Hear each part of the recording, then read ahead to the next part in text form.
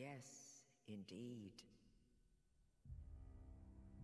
It is called Lothric, where the transitory lands of the Lords of Cinder converge. Le temps, peut-être le plus grand mystère de l'univers des Souls tout entier. En effet, le temps dans Dark Souls est déformé, altéré. Plusieurs époques et mondes convergent dans le même royaume. En effet, comme il est dit dans l'introduction, Lothric est le point de convergence des Seigneurs des Cendres. Plusieurs époques et lieux sont rattachés au château de Lothric, centre de tous les événements du jeu. Mais la flamme est de nouveau menacée, et les Seigneurs des Cendres ont déserté leur trône, ce qui cause l'arrivée des Mortes Flammes, afin de ramener les Seigneurs des Cendres sur leur trône. Celui qui aurait dû être le champion des Cendres, le prince Lothric, se refusa à la première flamme, refusant ainsi toute responsabilité envers la première flamme, ce qui créa une sorte de plan B de la première flamme, qui créa une convergence qui ramena tous les époques et lieux concernés au château de Lothric. Mais il y a bien un lieu où on ne peut s'y rendre qu'en se téléportant, mais qui reste toutefois très proche des événements se passant à Lothric, le sanctuaire de Lich-Feu. En effet, le sanctuaire de Lich-Feu est le seul lieu où on ne peut s'y rendre qu'en se téléportant. Tous les autres lieux ne sont même pas rattachés au sanctuaire de Lich-Feu. En effet, le seul lieu visible, éventuellement observable depuis le sanctuaire de Lich-Feu, est le château de Lothric. Évidemment, tout ceci n'est que théorie.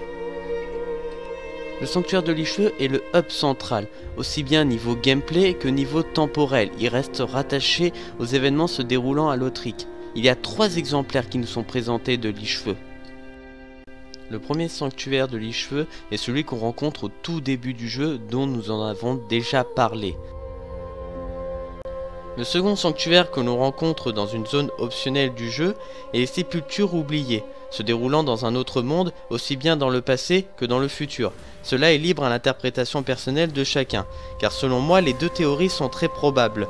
Les Sépultures oubliées peuvent très bien représenter ce qui nous attend lorsqu'on laisse la flamme s'éteindre ou qu'on échoue dans notre quête, comme aussi bien un événement déjà arrivé dans une autre réalité alternative. N'oublions pas que le temps est déformé. Après, moi je resterai personnellement sur ma théorie comme quoi les Sépultures oubliées se passent dans le passé. Enfin, le troisième sanctuaire de Lich-Feu est quant à lui accessible que lorsqu'on ramène tous les Seigneurs des Cendres sur leur trône.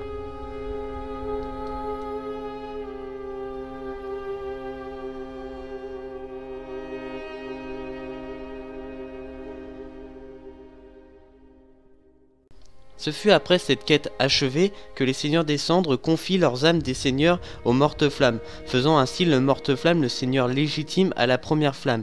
Il sert en quelque sorte d'intermédiaire pour entretenir la première flamme.